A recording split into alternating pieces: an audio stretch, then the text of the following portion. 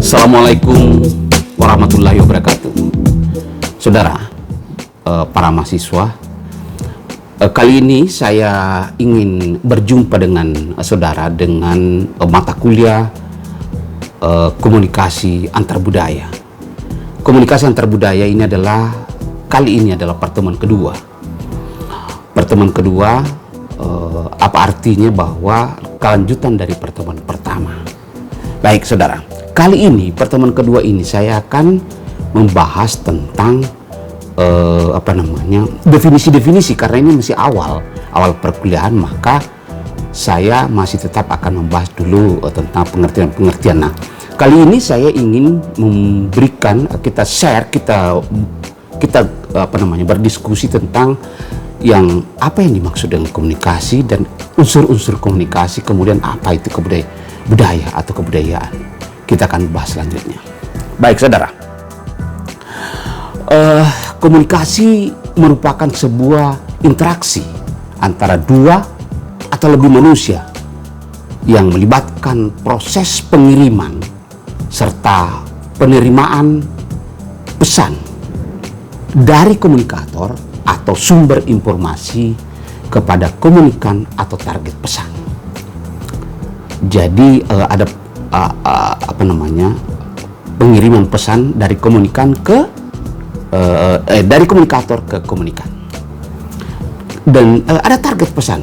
Nah, dengan demikian dapat kita katakan bahwa komunikasi terdiri dari beberapa unsur yang mempengaruhinya pasti. Jadi ada unsur-unsur yang mempengaruhi komunikasi itu. Unsur tersebut antara lain ada komunikator, ada pesan, kemudian ada media komunikasi, ada komunikan, dan ada feedback. Jadi itu unsur-unsur itu, ada 5 unsur. Yang pertama adalah komunikator, pesan, media komunikasi, komunikan, dan feedback. Nah, kelima unsur ini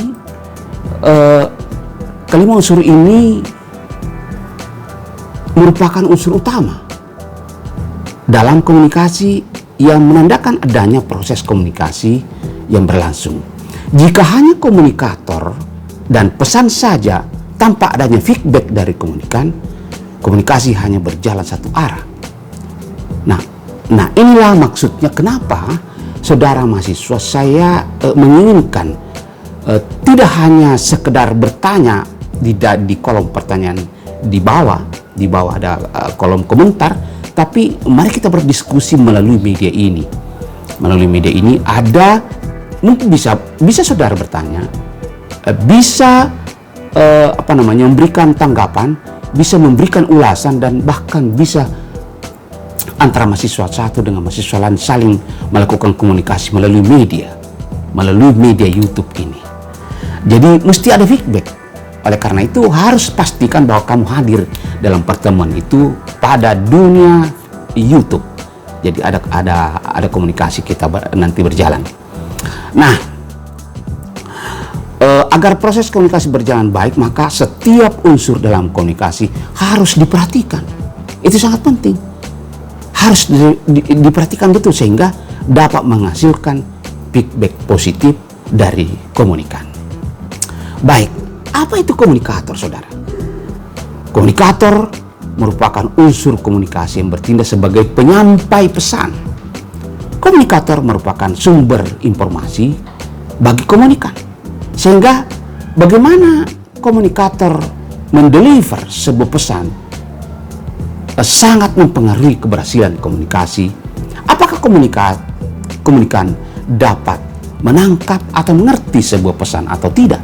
Dan bagaimana respon yang dihasilkan komunikan sangat ditentukan oleh kemampuan komunikator dalam menyampaikan pesan.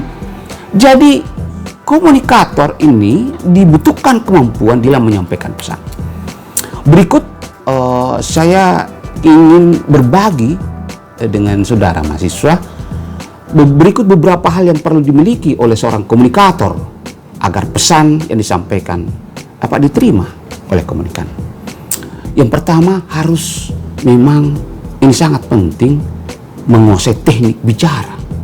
atau menulis untuk menyampaikan pesan. Nah, bagaimana itu caranya bisa digunakan untuk mengembangkan keterampilan berbicara? Jadi ada memang cara bagaimana bisa kita kembangkan keterampilan berbicara. Yang pertama adalah tingkatkan kemampuan berbahasa yang baik. Itu sangat penting. Harus ditingkatkan kemampuan bahasa yang berbaik. Perbanyak kosakata dengan banyak membaca, tentunya pasti, dan menulis. Cari kosakata yang belum atau kurang dikenal. Semakin kita mengekspresikan diri, semakin baik kemampuan kita dalam berkomunikasi. Jadi memang kalau ingin menjadi pembicara yang terampil, maka tidak ada jalan lain. Harus banyak membaca, harus memiliki kosakata yang banyak. Karena apa? Dari kata-kata itulah bisa kita menyampaikan pesan dengan baik, dan orang yang menerima atau komunikan itu menerima dengan baik dan senang hati. Itulah sebenarnya tujuan bagaimana komunikasi ini antara satu budaya, satu budaya dengan budaya lain itu saling ada komunikasi. Karena kita kan ini mencari tidak ada konflik, selalu ada damai di dalamnya. Nah, baik. Nah, yang kedua, bagaimana cara meningkatkan itu keterampilan berbicara adalah latih kemampuan mendengar. Kita harus melatih diri untuk selalu mendengar lebih banyak. Mendengar lebih banyak. Tuhan, ada beberapa ahli mengatakan bahwa kenapa Tuhan memberikan kita telinga, satu bibir, satu mulut. Karena memang kita harus lebih banyak mendengar dibandingkan dengan bicara. Itu tafsir dari beberapa ahli mengatakan bahwa dua telinga, satu mulut itu menandakan bahwa kita harus banyak mendengar dibandingkan banyak bicara. Nah, yang sangat penting adalah perhatikan apa yang dikatakan pembicara sebelum kita mengutarakan pendapat. Resapi apa yang didengar sebelum merespon. Tidak bisa kita baru orang berbicara sedikit terus kita mau menanggapi, belum pasti. Karena kelanjutan orang berbicara itu ada lanjutannya. Boleh jadi di akhir kalimat ada pesan, dan disitulah inti pembicaraannya. Demikian, maka intinya adalah kita harus melatih kemampuan kita untuk banyak mendengar. Yang kedua juga kita harus belajar untuk mengerti dan menghargai cara pandang orang lain dengan pemikiran terbuka dan berusaha melihat sesuatu dari perspektif yang lain. Jadi pandangan kita dari perspektif menurut kita berbeda dengan orang lain menggunakan perspektif yang berbeda pula, maka kita harus saling memahami itu. Saling memang kita lebih bisa, sehingga hasilnya kita akan lebih bisa bekerja sama dan lebih mengerti terhadap pemikiran orang lain. Itu yang sangat penting. Kadang-kadang kita ini merasa diri paling benar. Harus kita dengarkan orang lain. Itulah juga hubungannya tadi dengan banyak kita mendengar. Yang selanjutnya adalah hindari komunikasi di situasi yang emosional. Jangan menyampaikan sebuah pesan kalau dalam keadaan emosional, karena ucapan kita harus terkontrol. Ucapan kita harus terkontrol betul. Kita akan kehilangan objektivitas dan cenderung mengatakan sesuatu yang akan nantinya akan bisa sesali karena emosional kita yang lebih banyak menonjol. Oleh karena itu, ketika kita mau berbicara, maka sebelum reda emosi kita menyampaikan, maka setidak-tidaknya harus kita tenangkan diri kita dulu, emosi kita harus hilangkan, baru menyampaikan pesan. Nah, selanjutnya adalah yang juga tidak kalah pentingnya adalah seseorang itu memang harus banyak ikut dalam organisasi. Artinya apa? Itu artinya banyak berkomunikasi dengan orang yang berbeda. Dalam kelompok itu antara satu dan orang lain itu kita saling berkomunikasi, saling berdiskusi, saling berdebat, malah tetapi tidak menimbulkan melahirkan sebuah cara pandang antara satu orang dengan orang lain dan bisa kita mengerti orang lain. Baik, yang tidak kalah pentingnya adalah kita harus memiliki pengetahuan luas tentang apa yang akan pesan yang akan disampaikan. harus luas pengetahuan kita terhadap pesan-pesan yang akan disampaikan. Kemudian yang tidak kalah pentingnya adalah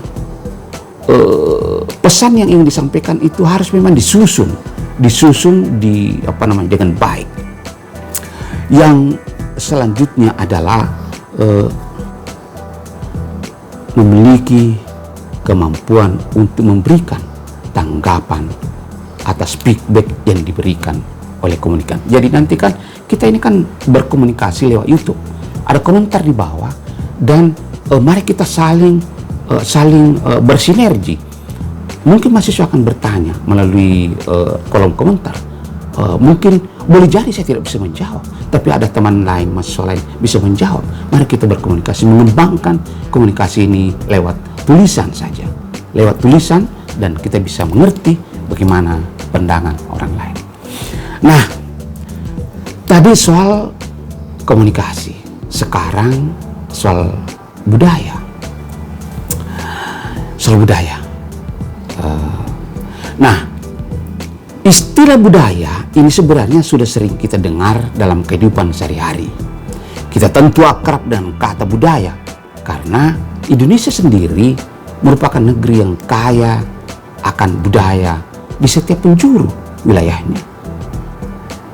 Nah, sebagai masyarakat yang hidup dalam keanekaragaman budaya, kita patut harus memahami pengertian budaya agar semakin mencintai budaya yang kita miliki.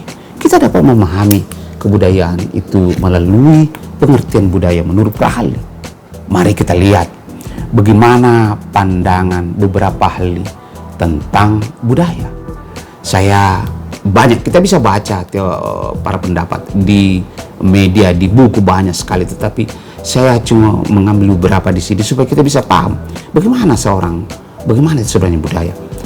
E.B. Taylor adalah seorang antropolog Inggris, mendefinisikan budaya sebagai sesuatu kompleks yang mencakup pengetahuan, kepercayaan, kesenian, moral, hukum, adat istiadat dan lainnya yang didapatkan oleh manusia sebagai anggota masyarakat. Itu E.B. Taylor. Jadi saya coba lagi menyampaikan bagaimana orang-orang ahli, orang Indonesia mengartikan kebudayaan itu. Misalnya Surjono Sukanto, seorang sosiolog, ini mengartikan budaya sebagai sesuatu yang mencakup semua yang didapat atau dipelajari oleh manusia sebagai anggota masyarakat. Nah, oleh karena itu saya ingin juga menyampaikan Kuncharaningrat. Bagaimana Kuncharaningrat adalah seorang ahli di dalam antropolog.